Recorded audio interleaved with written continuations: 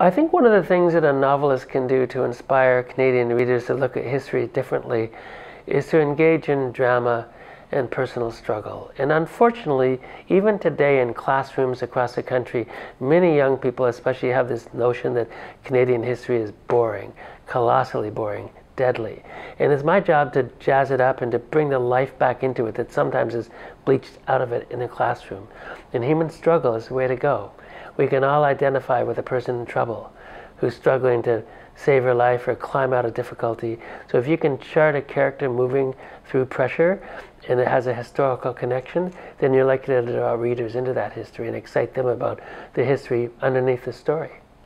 Sadly, from Dawson City to Winnipeg to St. John's, Newfoundland, still today you find many young people who know more about American history than they do about Canadian.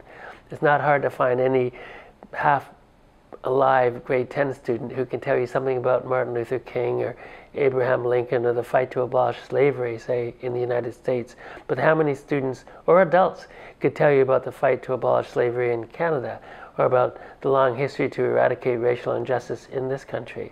And so we tend to point to our neighbors instead of looking inward when we want to talk about social strife and pressure.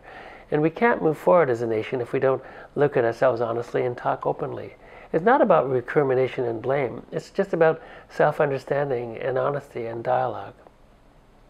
Talking about and discussing and learning about Canadian history isn't a dry or sterile or purely academic exercise. It's a way to get to know each other, and it's a way to build community. When we talk, debate, disagree, all healthy things in a pluralistic democracy, we get to know each other better and we get to forge a more healthy democratic path. So we can argue till the cows come home, and that's a good thing. We can have different visions of history. We can offer different forms of interpreting history, but it's all a way of building community and getting to know each other better as Canadians.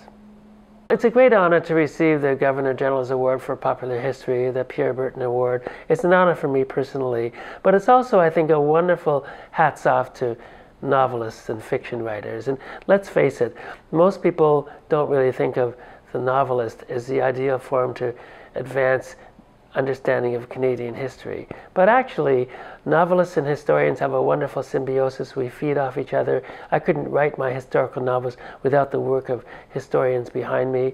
And they need me too to popularize all the things that they've researched to such great depth but might not be reaching Canadians with.